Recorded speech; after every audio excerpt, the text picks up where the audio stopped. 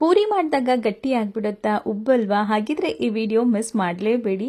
ಬ್ರೇಕ್ಫಾಸ್ಟ್ಗೆ ಏನು ಮಾಡೋದು ಅಂತ ಯೋಚನೆ ಮಾಡ್ತಿರ್ಬೇಕಾದ್ರೆ ಈ ರೆಸಿಪಿನ ನೀವು ಟ್ರೈ ಮಾಡಿ, ಸಖತ್ತಾಗಿ ಬರುತ್ತೆ. 100% ಹೋಟೆಲ್ಗಿಂತನೂ ಕೂಡ ಸೂಪರ್ ಆಗಿರುತ್ತೆ.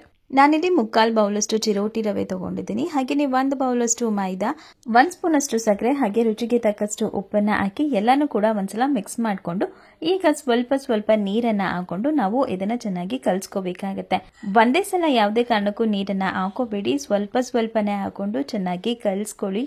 ನೀವೆಷ್ಟು ಚೆನ್ನಾಗಿ ನಾದ್ಕೋತಿರೋ ಅಷ್ಟು ಚೆನ್ನಾಗಿ ಪೂರಿ ಬರುತ್ತೆ. ನೀವು ಚಪಾತಿ ಆಗಿರ್ಬೋದು, ರೊಟ್ಟಿ ಆಗಿರ್ಬೋದು, ಇಲ್ಲಾಂತಂದ್ರೆ ಪೂರಿ ಆಗಿರ್ಬೋದು, ಯಾವುದೇ ಆದ್ರೂ ಕೂಡ ಚೆನ್ನಾಗಿ ಬರಬೇಕು ಅಂತ ಅಂದ್ರೆ ನೀವು ಎಷ್ಟು ಚೆನ್ನಾಗಿ ನಾದ್ಕೋತಿರೋ, ಜೊತೆಗೆ ಎಷ್ಟು ಚೆನ್ನಾಗಿ ಕಲಿಸ್ಕೊಳ್ತಿರೋ ಅಷ್ಟು ಚೆನ್ನಾಗಿ ಬರುತ್ತೆ. ಜೊತೆಗೆ ಇಲ್ಲಿ ನಾನು ಸಕ್ಕರೆ ಆ್ಯಡ್ ಮಾಡಿರೋದ್ರಿಂದ ಕಲರ್ ಕೂಡ ತುಂಬಾನೇ ಚೆನ್ನಾಗಿ ಬರುತ್ತೆ. ನೀವು ಹೋಟೆಲಲ್ಲಿ ಅಬ್ಸರ್ವ್ ಮಾಡಿರ್ಬೋದು, ಮನೇಲಿ ಮಾಡೋದಕ್ಕಿಂತ ಹೋಟೆಲಲ್ಲಿ ಕಲರ್ ತುಂಬಾನೇ ಚೆನ್ನಾಗಿರುತ್ತೆ. ಅದಕ್ಕೆ ಮೇನ್ ರೀಸನ್ ಅಂತ ಅಂದ್ರೆ ಸಕ್ಕರೆ, ಒಂದೇ 1 ಸ್ಪೂನ್ ಅಷ್ಟು ಸಕ್ಕರೆನ ಆ್ಯಡ್ ಮಾಡ್ತಾರೆ. ಚೆನ್ನಾಗಿ ಎಲ್ಲಾನು ಕಲಿಸ್ಕೊಂಡಾದ್ಮೇಲೆ ಲಾಸ್ಟಲ್ಲಿ 1 ಸ್ಪೂನ್ ಅಷ್ಟು ಎಣ್ಣೆ ಹಾಕಿ ಇನ್ನೊಂದ್ಸಲ ಚೆನ್ನಾಗಿ ನಾದಿ ಒಂದು ಪ್ಲೇಟ್ ಅಥವಾ ಒಂದು ಬಟ್ಟೆನ ಮುಚ್ಚಿ ಒಂದು 10 ನಿಮಿಷ ಹಾಗೇನೆ ಬಿಡಿ.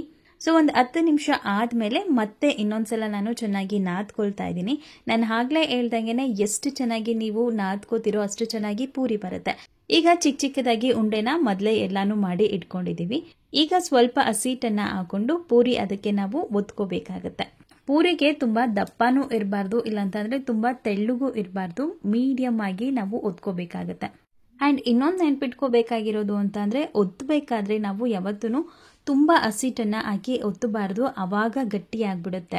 ಈಗ ಎಣ್ಣೆ ಕೂಡ ಚೆನ್ನಾಗಿ ಕಾದಿದೆ. ಎಣ್ಣೆ ಚೆನ್ನಾಗಿ ಕಾದಾದ್ಮೇಲೆ ನೀವು ಪೂರಿನ ಹಾಕ್ಬೇಕಾಗತ್ತೆ. ಎಣ್ಣೆ ಚೆನ್ನಾಗಿ ಕಾಯೋ ಮುಂಚೆ ನಾವು ಪೂರಿನ ಹಾಕ್ಬಿಟ್ರೆ ಅದು ಗಟ್ಟಿ ಆಗ್ಬಿಡುತ್ತೆ. ಹಾಗಂತ ಹೇಳಿ ತುಂಬಾ ಬಿಸಿಯಾಗಿರೋ ಎಣ್ಣೆಗೆ ಹಾಕ್ಬೇಡಿ, ಅದು ಸೀದೋಗ್ಬಿಡುತ್ತೆ. ಒಂದ್ಸಲ ಪೂರಿ ಬಿಟ್ಟಿದ ತಕ್ಷಣ ಮೇಲ್ಗಡೆಯಿಂದ ಸ್ವಲ್ಪ ಎಣ್ಣೆನ ಹಾಕಿ, ಆಗ ಈ ರೀತಿ ಚೆನ್ನಾಗಿ ಉಬ್ಬಿ ಬರುತ್ತೆ. ಈ ರೀತಿ ಮಾಡೋದ್ರಿಂದ ಯಾವುದೇ ಕಾರಣಕ್ಕೂ ಪೂರಿ ಗಟ್ಟಿ ಆಗೋದಿಲ್ಲ, ತುಂಬಾನೇ ಸಾಫ್ಟ್ ಆಗಿರುತ್ತೆ. ಎಷ್ಟೊತ್ತಿಟ್ರು ಕೂಡ ಈ ರೀತಿನೇ ಉಬ್ಬಿ ಇರುತ್ತೆ, ತುಂಬಾನೇ ಚೆನ್ನಾಗಿ ಬರುತ್ತೆ. ಅಂಡ್ ಕಲರ್ ಕೂಡ ನೀವು ಅಬ್ಸರ್ವ್ ಮಾಡ್ತಿರ್ಬೋದು ಎಷ್ಟು ಚೆನ್ನಾಗಿ ಬಂದಿದೆ ಅಂತ ಹೇಳಿ. ಸೊ ಪೂರಿ ಅಂತ ಅಂದ್ಮೇಲೆ ಸಾಗು ಇರ್ಲೇಬೇಕಲ್ವಾ, ಸೊ ಸಾಗು ಕೂಡ ಮಾಡೋದು ತುಂಬಾನೇ ಈಸಿ. ಮೊದಲಿಗೆ ಒಂದು ಬಾಣಲಿಗೆ 2 ಸ್ಪೂನ್ ಅಷ್ಟು ಎಣ್ಣೆ ಹಾಕಿ ಅದಾದ್ಮೇಲೆ ಸಾಸಿವೆ ಹಾಕೊಳ್ತೀವಿ. ಸಾಸಿವೆ ಸಿಡ್ದಾದ್ಮೇಲೆ ಜೀರಿಗೆ, ಹಾಗೇನೆ ಒಂದು 10 ಹಸಿಮೆಣಸಿನಕಾಯಿ, ಕರಿಬೇವಿನ ಸೊಪ್ಪು ಹಾಕಿ ಚೆನ್ನಾಗಿ ಒಂದ್ಸಲ ಫ್ರೈ ಮಾಡ್ಕೋಬೇಕು. ಚೆನ್ನಾಗಿ ಫ್ರೈ ಮಾಡಾದ್ಮೇಲೆ ಈಗ ನಾನು 2 ಈರುಳ್ಳಿನ ಕಟ್ ಮಾಡಿ ಇಟ್ಕೊಂಡಿದ್ದೆ, ಅದನ್ನ ಕೂಡ ಹಾಕೊಳ್ತಾ ಇದ್ದೀನಿ. ಈರುಳ್ಳಿ ಕೂಡ ಫ್ರೈ ಆದ್ಮೇಲೆ ಅದು ಸ್ವಲ್ಪ ಟ್ರಾನ್ಸ್ಪರೆಂಟ್ ಬರಬೇಕು. ಅದಾದ್ಮೇಲೆ ನಾವು ಈಗ 2 ಇಂದ 3 ಟೊಮೆಟೊನ ಕಟ್ ಮಾಡಿದ್ದೆ, ಸೊ ಅದನ್ನು ಕೂಡ ಹಾಕೊಳ್ತಾ ಇದೀವಿ. ಟೊಮೆಟೊ ಹಾಕಿ ರುಚಿಗೆ ತಕ್ಕಷ್ಟು ಉಪ್ಪು ಹಾಗೇನೆ ಅರಿಶಿನ ಹಾಕಿ ಚೆನ್ನಾಗಿ ಒಂದ್ಸಲ ಬಾಡಿಸ್ಕೋಬೇಕಾಗುತ್ತೆ. ಟೊಮೆಟೊ ಕೂಡ ಚೆನ್ನಾಗಿ ಬೇಯಬೇಕಾಗುತ್ತೆ. ಟೊಮೆಟೊ ಕೂಡ ಚೆನ್ನಾಗಿ ಬೆಂದಷ್ಟು ಕೂಡ ಈ ಸಾಗು ತುಂಬಾನೇ ರುಚಿಯಾಗಿರುತ್ತೆ. ಇದು ಆಪ್ಷನಲ್, ಬಟಾಣಿ ಇದ್ರೆ ಹಾಕೊಳ್ಳಿ, ಇಲ್ಲ ಅಂತಂದ್ರೆ ಏನು ಬೇಡ.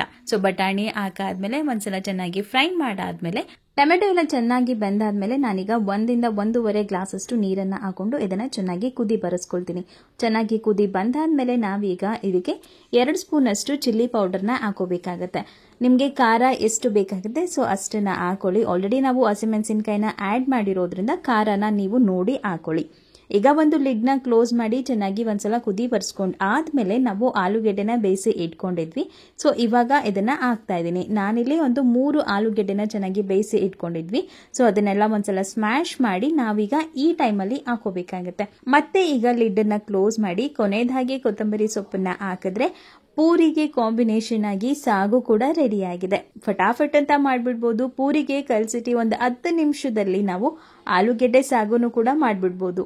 ಈಗ ಬಿಸಿ ಉಬ್ಬಿರುವಂತಹ ಪೂರಿ ಜೊತೆಗೆ ಆಲೂ ಸಾಗು ಕೂಡ ರೆಡಿ ಆಗಿದೆ. ಜೊತೆಗೆ ಪಾಯಸ ಕೂಡ ಮಾಡಿದ್ರು, ಅದನ್ನು ಕೂಡ ಸೈಡ್ಗಂತ ಇಟ್ಟಿದೆ. ಎಷ್ಟು ಚೆನ್ನಾಗಿ ಬಂದಿದೆ ಅಲ್ಲ.